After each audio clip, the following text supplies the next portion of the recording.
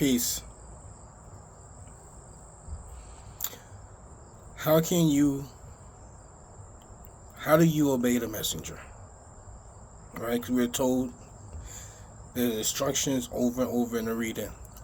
Obey God and obey the messenger. Over and over and over again. Now, hopefully this was answered the question. In 480, Ayat 480, whoever obeys the messenger has obeyed God. Whoever obeys the messenger has obeyed God.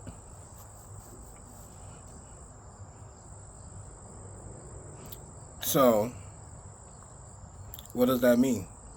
This means that Muhammad is the only person with the reading, with the instructions, right?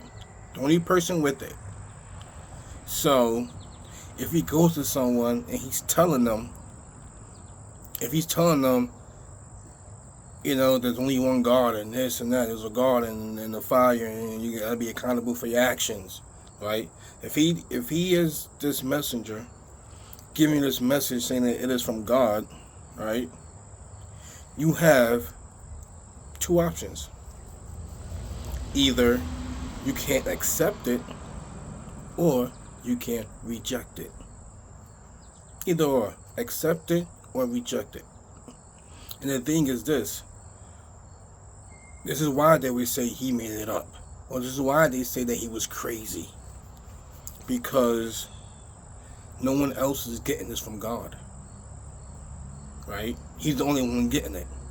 No one is seeing God. No one is seeing these angels or whatever. No one is seeing this. Just Muhammad is speaking this to the people, right? So you don't really know if a person could be like, how can I know if what you're telling me is from God? You could be making it up. So, this is why if you obey the messenger, in this case, always, if you obey the messenger, then automatically you obey God.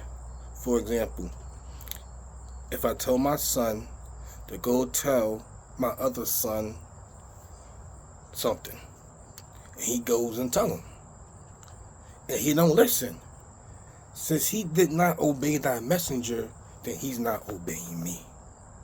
Plain and simple. Right? But if he obeys what the messenger, his brother, told him, then he automatically obeys me. It's plain and simple. Now, when God says obey God and obey the messenger, it's not listen to God in the Quran and then listen to Muhammad from Sunnah or Hadith or whatever. It does not mean that. It always only means to obey God, because the messenger is the one with the message, right? So since he has the message, you have to obey that message, right? Because what Muhammad is saying in the message is exactly the same. 21:26, and they say the Almighty has taken a child. It is pursued. Rather, they are noble servants. Right? Then in 21:27, they don't speak ahead of it, but they act by its command. So, we see here now that the people who are saying that God has a child, they always translate it as son, but the word is walid. It means child. Ibn means son. So they say that God has a child. Why? Because some of them said that, some people say God has a son. Some people say God had daughters. So the word walid means a child, son or daughter. Right? But in this case, God is talking about the messengers, right? And God say, Subhanahu, right?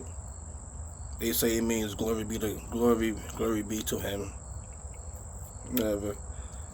I use the word subh means to pursue also. So God is pursued. It is pursued. Rather, they are noble servants. These noble servants who are the messengers of God, or the prophets, right? The prophets, they don't speak ahead of God. They don't speak ahead of it, but they act by its command. They act by God's command, which tell you that in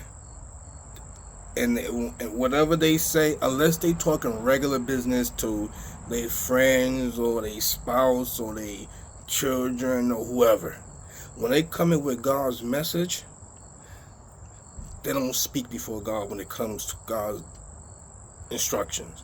Whatever God says, they take it, follow it, then they follow the command. Right? 24:51.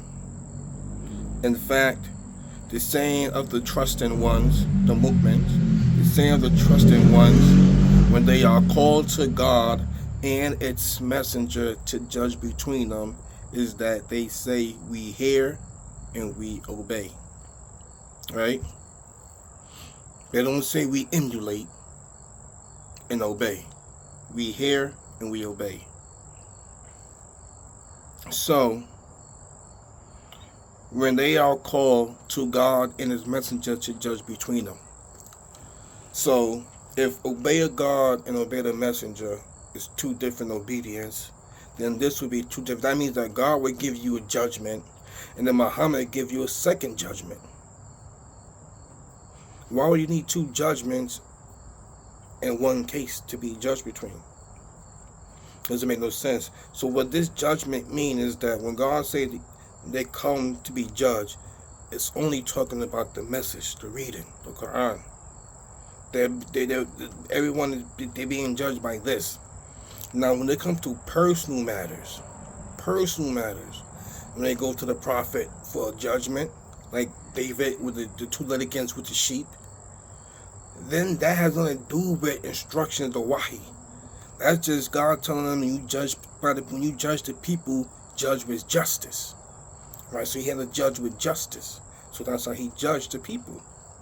But when they say God to come to, when they are called to God and his messenger to judge between them, this is dealing strictly with God. Only God. When it's God in the messenger, that means it's just God, period. The messenger is just the voice box of God. You don't have to emulate a messenger. There is no emulation of the messenger. What you do is you hear what the messenger is saying, the instructions you're given, and then you obey it. For example, there's only one God. God has no children. God has no parents, no associates. You hear that, and then you obey it. You accept it.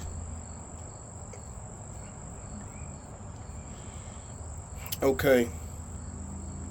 And then in 4:150, those who reject God and its messengers and want to make a separation between God and his messengers. Some translation has make a distinction between God and his messenger. Same difference. So what God is saying here is that those who reject God and his messengers and they want to make a separation between God and the messenger. That means that you cannot separate God from a messenger.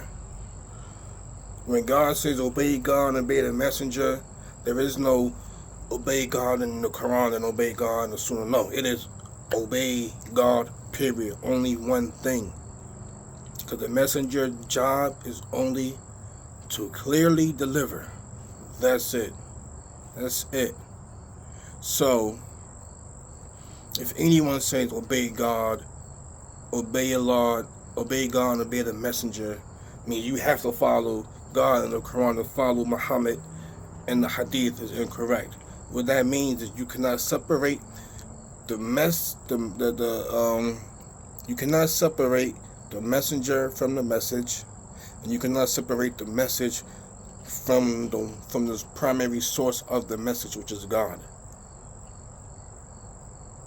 So anywhere we say God in the messenger, that only means God, period.